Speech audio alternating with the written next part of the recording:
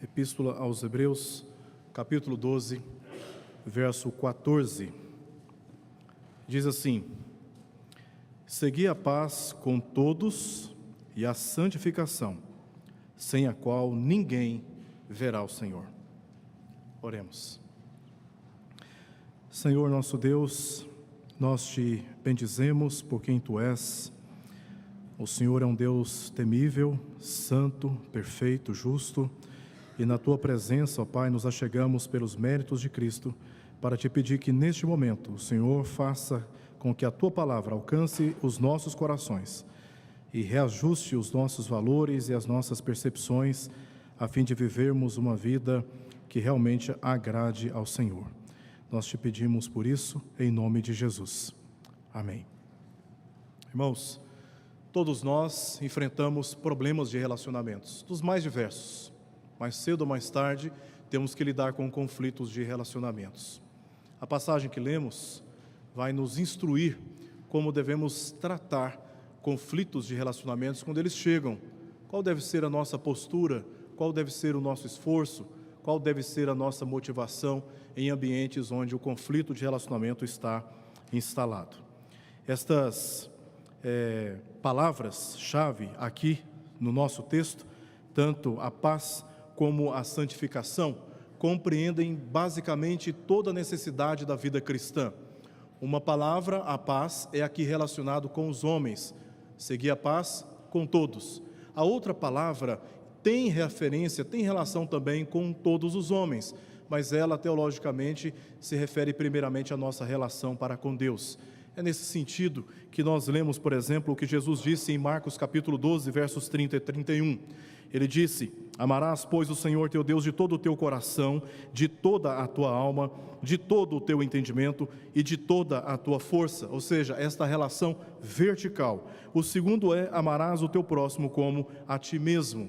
Ou seja, a relação horizontal. Com essas palavras, Jesus resume, sintetiza os mandamentos mosaicos que dizem respeito ao modo como devemos tratar os nossos deveres para com Deus e, em face deles, como devemos tratar as nossas relações uns com os outros. Se pudéssemos dividir o livro de Hebreus, ou a Epístola de Hebreus, de uma maneira bem simples, nós dividiríamos em duas partes. A primeira parte, capítulo 1 ao capítulo 10, verso 18, nós temos ali uma base teológica que aponta para a superioridade de Jesus e do seu sacerdócio, o seu sumo sacerdócio. A segunda parte, capítulo 10, verso 19, ao capítulo 13, verso 25, a segunda e última parte aqui de toda a epístola, nós encontramos diversas advertências e exortações à igreja que devem ser aplicadas de modo particular.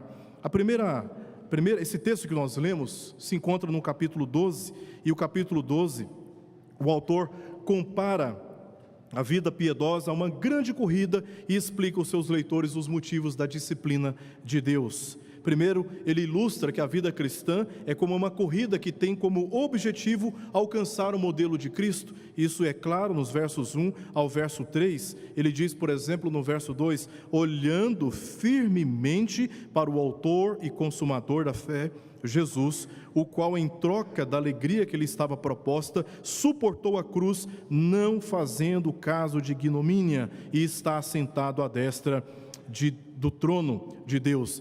Ele é o nosso referencial, e é para Ele que devemos, como um atleta, correr, porque Ele é o nosso objetivo. Depois, ele explica a razão de Deus disciplinar aqueles que se perdem neste caminho, os versos 5 ao verso 13. E aqui ele demonstra qual é o fim desta disciplina de Deus, que é para a correção, a fim de participarmos da sua santidade. Depois, quais são os dois maiores desafios nesse caminho, versos 14 e verso 17, que se encontra justamente aqui no texto em que nós lemos: seguir a paz com todos e também a santificação. Dois grandes desafios nesta corrida da vida cristã: seguir a paz e a santificação. E ele conclui no capítulo 12, versos 18 ao verso 29, fazendo comparações e exortações para não recebermos a graça de Deus em vão, mas por causa dela servirmos a Deus. O texto que nós lemos, o verso 14, possui, portanto, duas exortações fundamentais para a vida cristã. A primeira exortação, ou o primeiro conselho que o autor aqui dá, o autor de Hebreus é um autor desconhecido, há várias especulações em torno do autor deste livro, ou desta epístola, mas o fato é que não existe nenhuma confirmação quanto à sua autoria. E as exortações que ele nos dá aqui nesse verso 14, são duas, basicamente, que devemos seguir a paz e também seguir a santificação, e a razão é porque sem a santificação nós não veremos a Deus. Veja como ele relaciona a santificação com a relação direta com o nosso Deus e Pai. Vamos observar, portanto, cada uma destas exortações que ele nos dá aqui nesta passagem. Primeiro, seguir a paz com todos. O verso anterior, o verso 13, diz que, como resposta da disciplina de Deus, devemos fazer caminhos retos para os pés, para que não se extravie o que é manco, antes seja curado. Esse é o verso anterior àquele que nós lemos aqui. Em seguida, ele diz, seguir a paz. O texto, originalmente falando, não tem essa divisão que a Sociedade Bíblica do Brasil fez, colocando inclusive o título aí. O texto é um texto só. Então, o argumento do autor, o pensamento do autor, continua agora no verso 14, depois de ter dito que nós precisamos fazer os nossos caminhos retos, para que não se extravie o que é manco, pelo contrário, seja curado. Ele logo na sequência, no verso 14, ele diz, segui a paz. A paz aqui tem sentido de reconciliação, não de omissão. São dois modos de tratamento de conflitos nos relacionamentos. Tem aqueles que pensam o seguinte, eu não vou tratar esse assunto, porque se eu tratar esse assunto, o relacionamento será constrangido e eu terei que sofrer dificuldades depois. Então, muitos preferem, diante desta situação, se omitirem, não falarem nada, não tratarem nada e fazer como muitos fazem, jogar a sujeira para debaixo do tapete. Mas, para que haja a verdadeira paz, para que ela seja devidamente experimentada, é necessário tratar frontalmente os problemas que muitas vezes surgem na nossa experiência de relacionamentos interpessoais. A paz que nós perdemos por causa do pecado só pode ser experimentada mediante a reconciliação de Jesus. Não adianta boas obras, não adianta assumir com compromisso toda a agenda da igreja, porque nada dessas coisas podem nos reconciliar com Deus, a menos que depositemos a nossa fé no Senhor Jesus, porque somente Ele pode nos reconciliar com paz, com o Pai. E é assim que a paz é estabelecida no relacionamento, quando o problema do pecado é devidamente tratado. Em tempos de hostilidades contra a fé, quando alguns se desanimam ou se desviam pelo caminho, ou quando as tensões estão em alta, é muito fácil, eu diria até muito fácil de nos precipitarmos em desabafar as nossas frustrações pessoais uns com os outros, causando divisões e depreciando a dignidade de pessoas.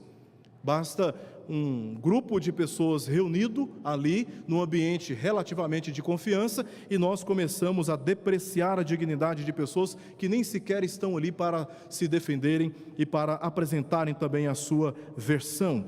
Daí porque o autor enfatiza fazer caminhos retos para os pés, para que não se extravie o que é manco, antes seja curado. Quando nós corrigimos a nossa vida, quando nós tornamos os nossos caminhos retos, isto abre a possibilidade e ajuda para que aqueles que se encontram extraviados sejam curados, aqueles que se encontram mancos, vivendo uma vida cristã desenfreada, sem limites e de maneira muitas vezes fragilizada, seja reconciliado, seja curado, seja fortalecido. E o autor, antes do verso 14, está aconselhando a fazermos caminhos retos, justamente na tentativa de restaurar aquele que se extraviou ou que é manco, que vive uma vida cristã com muita dificuldade. A palavra seguir aqui no texto tem um sentido literalmente de perseguir, de prosseguir, de persistir. Esse é um esforço que eu e você precisamos ter, de nos esforçarmos até o nosso limite, para que a paz seja estabelecida e também vivida. Imaginemos, por exemplo, um velocista correndo pela pista, tendo em vista apenas a faixa de chegada. Para ele, o mais importante não é a multidão gritando, o suor do seu esforço, nem mesmo quem corre com ele na pista, mas chegar ao objetivo em primeiro lugar. Eu, durante muitos anos, joguei vôlei e participei de vários campeonatos, né?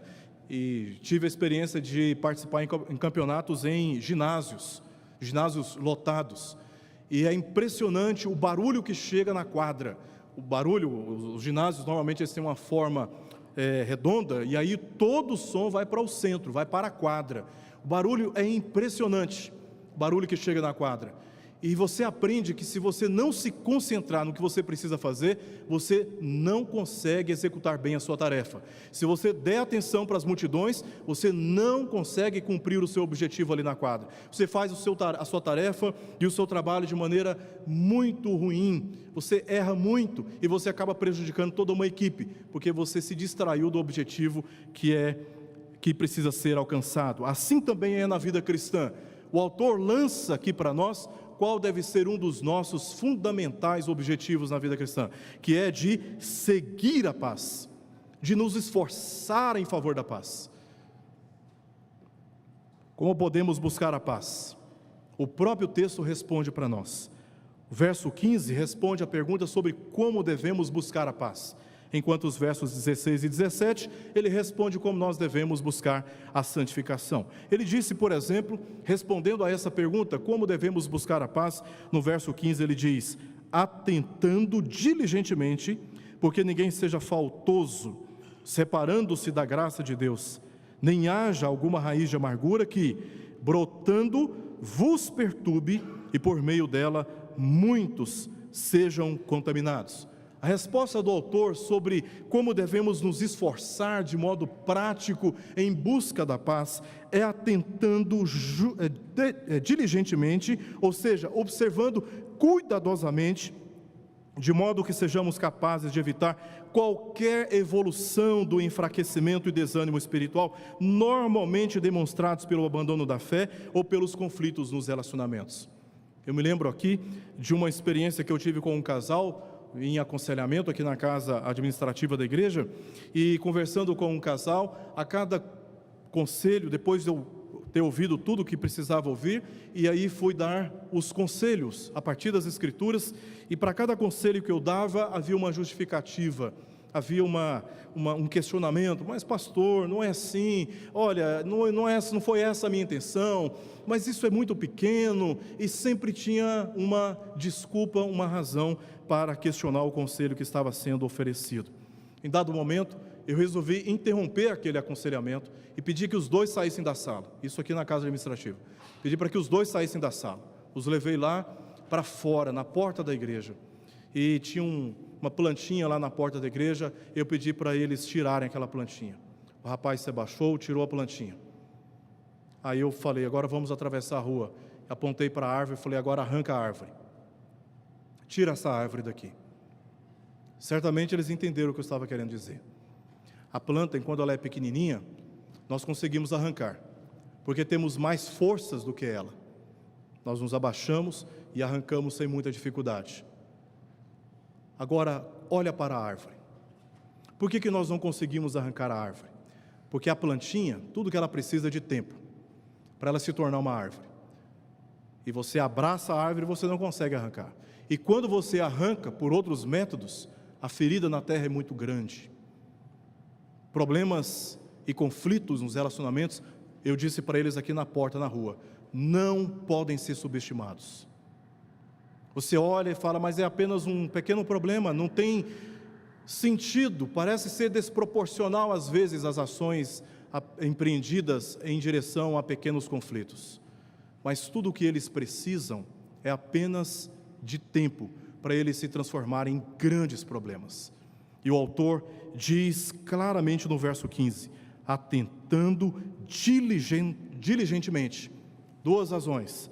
Primeiro, porque ninguém seja faltoso separando-se da graça de Deus. Em segundo lugar, nem haja alguma raiz de amargura que brotando vos perturbe e por meio dela muitos sejam contaminados. Para ilustrar esse risco, o autor nos lembra o processo de desenvolvimento de uma planta. Pessoas amarguradas não suportam só as suas próprias frustrações e acabam convencendo outros a viverem nos mesmos conflitos. Isso é muito comum, infelizmente, muito comum. Você sofre uma ofensa, você não suporta aquilo só, tem a necessidade de compartilhar com alguém, você chama o alguém e fala assim: olha o que o fulano fez comigo, olha o que ele fez comigo. Aí o indivíduo que não sabia de nada e que tinha uma relação tranquila com aquele que supostamente o ofendeu, agora recebe a informação do que aconteceu na perspectiva do ofendido e sem uma visão ampla dos eventos e dos fatos. Aí o outro lá, o terceiro, ouve a notícia e aí no final ele diz assim: mas não é possível que isso aconteceu. Como que ele pôde agir assim com você? Isso não é justo realmente. E agora nós temos 3 pessoas contaminadas pela amargura. Esse que se sentiu também ofendido e que percebeu também a situação, teve empatia pelo seu sofrimento, também não vai conseguir guardar aquilo só para ele. O que vai acontecer? Ele vai chegar numa outra pessoa. É por isso que o texto diz que uma vez brotada a raiz da amargura, além de perturbar o indivíduo, por meio dela, muitos são contaminados. E o autor no verso 15 nos chama a atenção para que estejamos atentos, não só a estas ciladas dos relacionamentos interpessoais, mas também às ciladas do próprio diabo no meio disso tudo. Porque é justamente esse tipo de conduta que divide, que separa, que nos faz perder a paz. Porque o autor diz no verso 15, exatamente sobre isso: vos perturbe, e por meio dessa perturbação, dessa amargura, muitos sejam contaminados. É claro que não é possível evitar todas as vezes conflitos de relacionamentos. Conflitos de relacionamentos existem por causa da presença do pecado na minha natureza e na sua natureza. E por isso não é possível evitarmos sempre que conflitos surjam. O próprio autor da carta, da Epístola aos Romanos, o apóstolo Paulo, no capítulo 12, verso 18, ele diz assim: se possível, quanto depender de vós, tende paz com todos os homens. Se possível e quando depender de vós, porque o próprio apóstolo Paulo admite que nem sempre é possível, a partir de iniciativas pessoais, estabelecer a paz. Eu tive uma experiência muito triste com meu irmão durante muitos anos. Nós ficamos por volta de 7 anos sem conversar dentro da mesma casa. Nós brigávamos demais, brigávamos muito, até o dia da minha conversão. O dia da minha conversão, surgiu uma situação provocativa dentro de casa, e eu disse para ele: nunca mais eu vou brigar com você. Mas eu me lembro que nas nossas brigas, e a minha mãe sempre falava: quando um não quer, 2 não brigam. Quando um não quer, 2 não brigam. É possível que você interrompa situações de conflito por iniciativas completamente opostas às provocações que você sofre e que você recebe. Mas nem sempre isso é possível. Nem sempre você age de forma correta, de forma justa, de forma clara. Ainda assim, por causa da presença do pecado, não só em você, mas no outro, a paz pode ser estabelecida. O próprio apóstolo Paulo insiste nesse assunto no capítulo 16, verso 17, dizendo: rogo-vos, irmãos, que noteis bem aqueles que provocam divisões e escândalos, aqueles que têm prazer em criar instabilidades, confusões, divisões, e de nos separar e fazer-nos perder a paz entre nós. Rogo-vos, irmãos, que noteis bem aqueles que provocam divisões e escândalos, em desacordo com a doutrina que aprendestes. Afastai-vos deles. Paulo, aos Romanos 16, verso 17. Ele diz ao pastor na ilha de Creta, em Tito 3, 10 a 11, ele diz assim: evita o homem faccioso. O homem faccioso é esse que vive em função de criar tumultos e separar os irmãos. Evita o homem faccioso, depois de admoestá-lo primeira, segunda vez, ou seja, na terceira vez, pois sabes que tal pessoa está pervertida e vive pecando, e por si mesma está contaminada.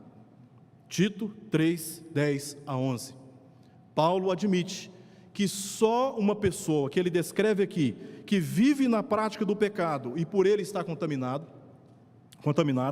só uma pessoa como essa pode resistir, primeira admoestação, segunda admoestação e na terceira vez ainda insiste na prática do pecado. Nesse caso, Paulo recomenda evitar o homem faccioso, porque ele tem o potencial de persuasão, de agregar grupos, formar grupos e jogar um contra o outro, usando de argumentações doutrinárias. O conflito se torna muito mais perigoso quando não se usa métodos bíblicos para resolvê-los. Alguns enfrentam o conflito não por métodos bíblicos, mas usando de recursos da vingança, de ataques verbais, de fofocas, de calúnias contra o outro. Outros não usam esse método mais agressivo, mas passivo, fugindo dele pela negação, omissão, procrastinação ou até mesmo transferindo a responsabilidade para o outro. Ninguém sai por aí divulgando os seus próprios pecados, só as suas virtudes. Você abre, por exemplo, o Facebook, Twitter, Instagram e essas redes sociais, o que se vê são apenas aspectos positivos que estão sendo comunicados, porque ninguém gosta de sair por aí fazendo propaganda dos seus próprios pecados. No entanto, em situações de conflitos nos relacionamentos, descobrimos uma grande oportunidade de testemunho cristão e de honrarmos o nome do Senhor. Jesus disse em Mateus capítulo 5, verso 9: bem-aventurados os pacificadores, que se esforçam para promover a paz, porque serão chamados filhos de Deus. Apesar das dificuldades para promover a paz, ela deve ser o objetivo de cada cristão. E o autor aqui recomenda em Hebreus 12, 14, seguir a paz, perseguir a paz. Esta é uma oportunidade que temos de glorificarmos a Deus e de proteger a nossa vida contra as ciladas do diabo, que se escondem por trás de sentimentos de amargura, de rancor, de falta de perdão, de incompreensão e por aí vai. A segunda recomendação, a exortação aqui do autor, está na segunda parte do verso, quando ele diz: seguir a paz e a santificação. O esforço que você deve empreender nos relacionamentos pessoais para promover a paz deve ser o mesmo esforço, segundo o autor, para promover a santificação. E a razão está declarada no final do verso 14, sem a qual não se refere aqui à paz, mas se refere à santificação. Sem ela, diz o autor, ninguém verá o Senhor, ninguém. A referência de ver o Senhor, ou seja, estar com Deus, estar na presença do Senhor, se aproximar dEle, é o objetivo da salvação. Alguns se concentram no dever e correm o risco de viverem no legalismo. Esse é um extremo.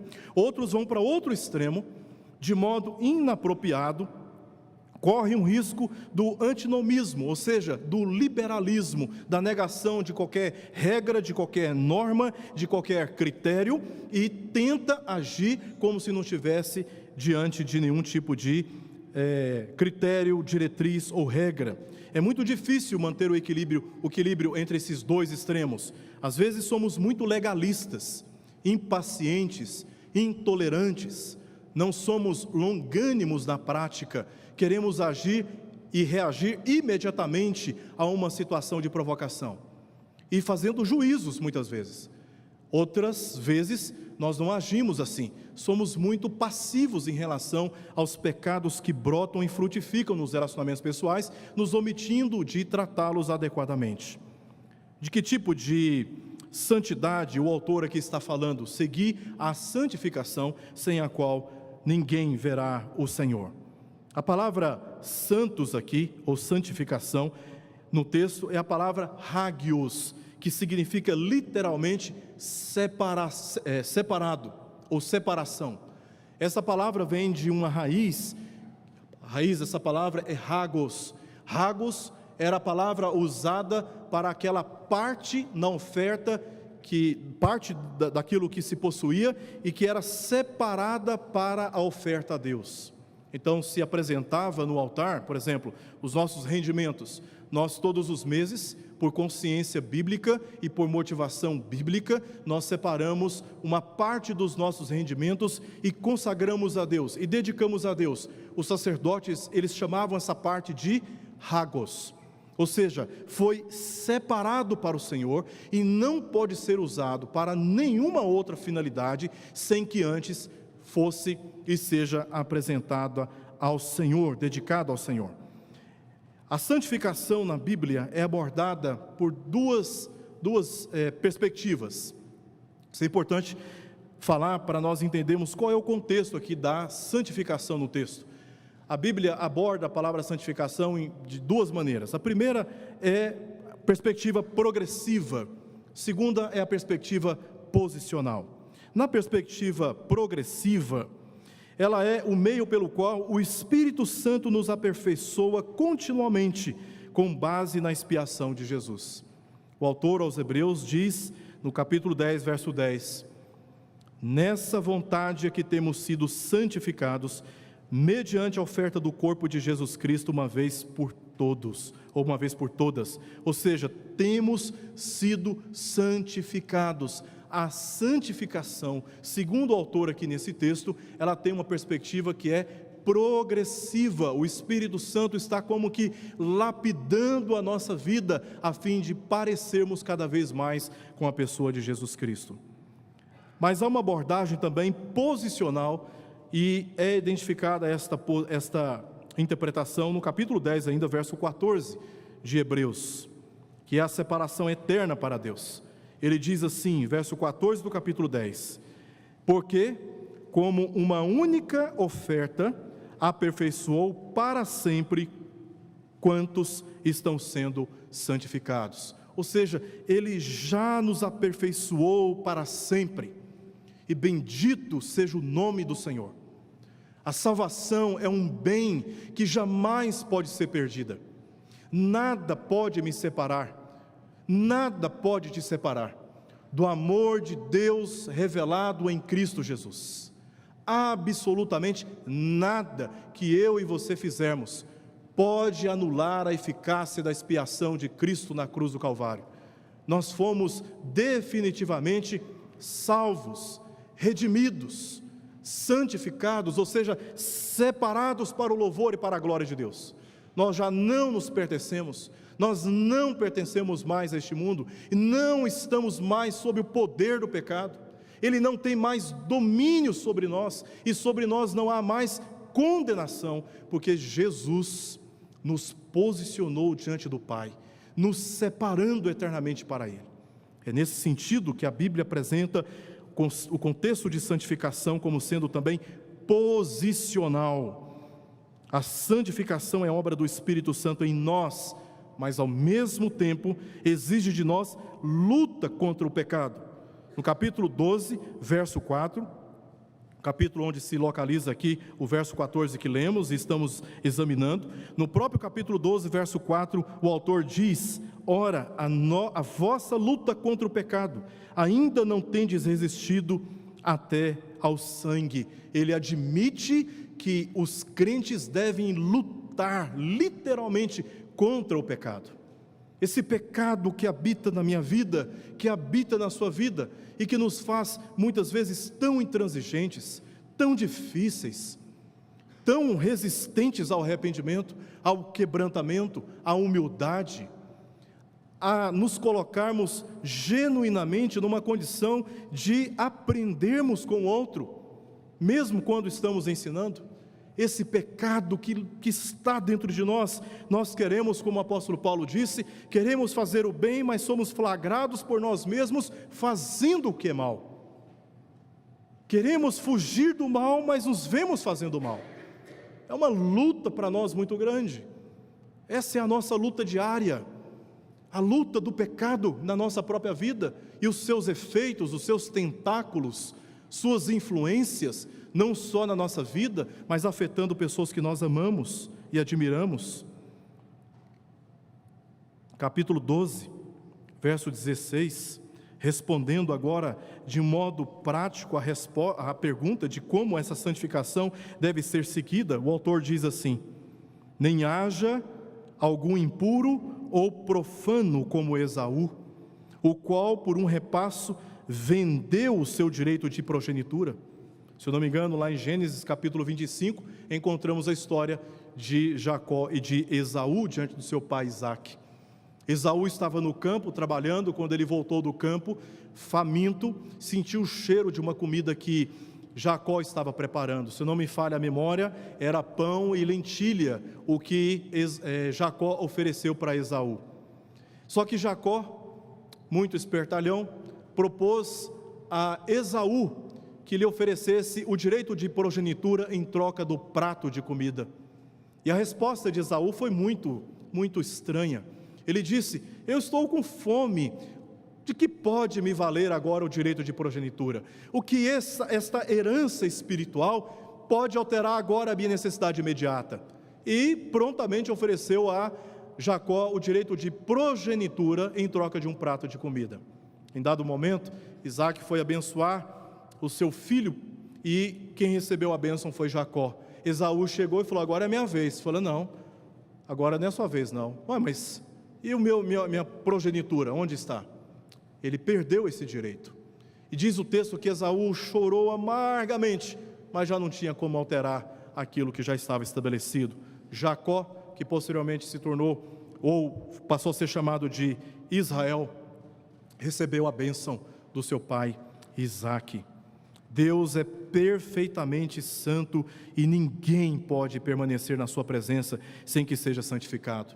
O comportamento de Esaú foi um comportamento que o próprio texto diz, foi um comportamento impuro e profano. Deus é santo e na presença dele só pode permanecer aqueles que por Cristo são santificados. Por isso Jesus nos lavou com seu sangue, purificando-nos do pecado para sermos santos perante o Senhor. Em Mateus capítulo 5, verso 8, nós lemos: bem-aventurados os limpos de coração, porque verão a Deus. Nós não temos condições de purificar o nosso próprio coração, a menos que depositemos a nossa fé naquele que eficazmente, através do seu sangue, pode nos redimir dos nossos pecados e nos purificar a consciência. Esta é a perspectiva posicional da santificação. Quanto à sua perspectiva progressiva, somos encorajados a negar a nós mesmos, a fim de nos parecermos mais com o Senhor Jesus e assim experimentarmos mais profundamente a comunhão com o Senhor. A santificação sobre a qual o autor aqui está se referindo não é a santificação posicional, porque ela já está garantida através de Jesus Cristo.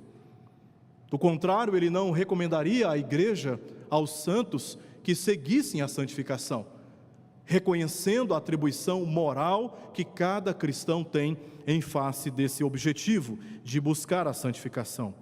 Ele se refere a esta santificação na perspectiva progressiva, e ela envolve obediência prática, atendendo à vontade de Deus para nós. Primeiro, qual é o preceito da santidade aqui no texto? Seguir a santificação.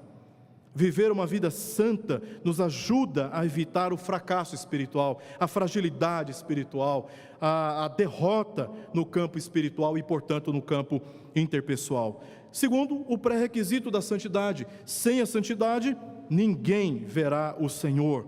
E pesquisando aqui esse texto, dentro do livro de Hebreus, eu descobri que há 3, entre aspas, 100 no texto de Hebreus, na Epístola aos Hebreus.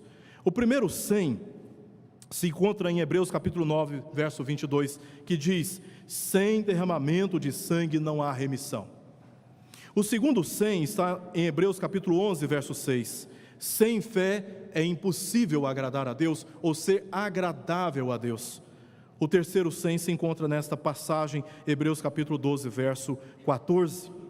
Mas a nossa permanência na presença de Deus depende do nosso esforço? É claro que não. É claro que não. Cristo já garantiu isso para nós. Mas, por outro lado, através das obras de santificação, damos testemunho da fé verdadeira.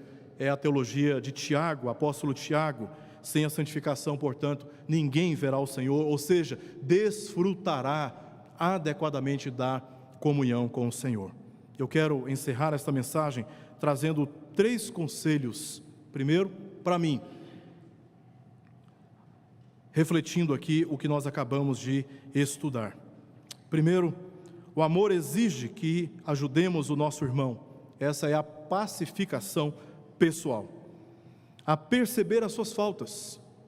Por amor, pelo bem do corpo, nós temos o dever de pessoalmente nos esforçar em busca do estabelecimento da paz e da reconciliação.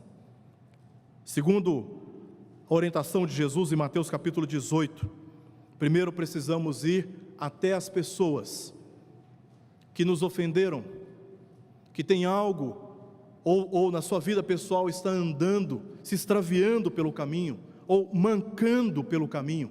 Precisamos fazer caminhos retos, para que seja curado, para que seja resgatado. Como? Primeiro procurando essa pessoa pessoalmente e conversando com ela, de modo delicado, humilde, ouvindo mais do que falando, com a finalidade de promover a paz, promover a reconciliação. Se ele não se arrepender, ou seja, ele continuar no erro, ele continuar com a sua conduta, com o mau uso da boca, da língua, com o seu comportamento, se ele não demonstrar mudança de comportamento, de conduta, precisamos ir para um segundo passo, que é o passo da pacificação assistida. Primeiro, a pacificação pessoal. Segundo, a pacificação assistida. Esse é um esforço que precisamos adotar a fim de promover a paz nos relacionamentos. Outros podem servir de testemunhas e ajudar a promover a paz no relacionamento. Às vezes, a mediação de uma pessoa é muito importante, é sábia, é muito importante.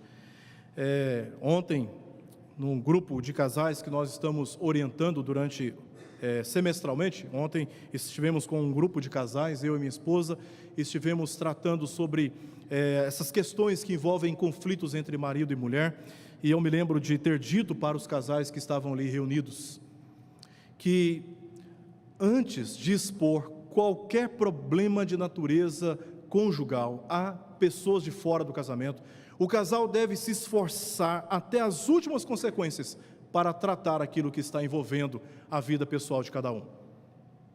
Não pode sair procurando imediatamente pastor da igreja, presbítero da igreja, um amigo ou uma amiga. Não, primeiro tem que se esforçar os dois,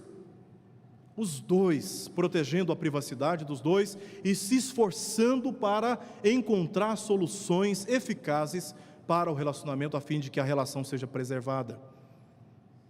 Somente quando a situação escapa ao controle e que o casal percebe que o problema está indo de mal a pior, é necessário e emergencial o envolvimento de um conciliador. Aí você pode acionar, nesse caso, um pastor, um presbítero, ou quem sabe um amigo ou uma amiga, que sejam maduros emocionalmente para lidar com os seus conflitos e que sejam fundamentalmente bíblicos, para que os conselhos não sejam fundamentados na experiência pessoal deles, mas conselhos fundamentados na palavra de Deus. E esta figura é importantíssima para nos ajudar a enxergar a mesma situação por um outro ângulo. Uma pessoa que não está contaminada pelos sentimentos, pela euforia, pelo furor presente na relação conjugal. Aí você aciona uma pessoa externa para te ajudar nesse caminho, a fim de ajudar a pacificar o relacionamento. Quando no esforço pessoal, no encontro pessoal contínuo, não só uma vez, mas continuamente, você tem uma conversa, você tem outra conversa, e a coisa não se resolve, ela vai piorando, e você percebe uma linha progressiva, pensando no bem do outro, você precisa acionar, nesse caso, um conciliador. Aliás, a Bíblia diz que é na multidão dos conselhos que habita a sabedoria. Procure conselhos de pessoas que possam te ajudar. E se mesmo assim não se resolve, deve ser acionado o conselho da igreja. O conselho da igreja não é para punir de imediato faltas que são cometidas. O conselho, primeiro, ele empreenderá esforços aconselhando, advertindo, orientando. E quando isso não funciona, quando não se resolve, a orientação de Jesus é que haja uma disciplina que haja uma punição para que o irmão ou a irmã seja preservado da corrupção que aumenta a cada dia na sua relação pessoal. Assim, irmãos, é o que diz a palavra do Senhor: segui a paz com todos e a santificação, sem a qual ninguém verá o Senhor. Dois grandes objetivos que temos diante de nós em face dos conflitos interpessoais que muitas vezes temos que lidar. Que o Senhor nos oriente a partir desta passagem, desta palavra, desses conselhos, e nos ajude a ter uma vida mais consagrada ao Senhor, e que a igreja seja assim fortalecida para a glória do nome do Senhor. Vamos orar.